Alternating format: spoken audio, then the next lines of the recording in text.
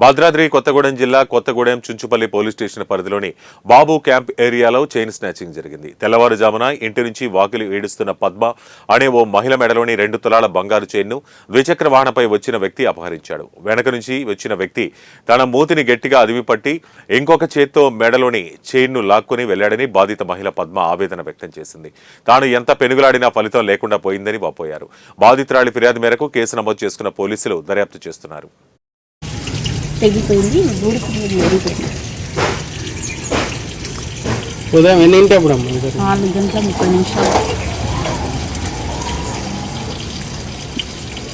బయట ఎవరు లేరు అప్పుడు? ఎవరు లేరండి. 4:30 ఆ టైంలో 4:30 పొద్దున వెనక నుంచి వచ్చిందా? కేసు పెట్టారమ్మా స్టేషన్? పొద్దున్న వచ్చానన్నా. ఆఫీసర్లు వచ్చారు. ఇప్పుడు కూడా ఎస్పీ గారు వచ్చారు. ఇప్పుడే వెళ్ళారు. వీడియోలో ఒక పిక్ దొరికింది. వాళ్ళు ట్రేస్ అవుట్ చేస్తూ ఉన్నారు. చూస్తుంటే సడన్గా ఒక అతను వెనక నుంచి వచ్చేసి బ్లాక్ మాస్క్ పెట్టుకున్నాడు. తను వచ్చేసి సడన్గా మమ్మీని ముఖం మూసేసి వెనక నుంచి చైన్ లాగేసి పారిపోయాడు. సార్ పక్క గల్లీలో సీసీ క్యామ్ ఉంది. అన్నోళ్ళ ఇంట్లో చూస్తే మ్యాస్ట్రో బండి అది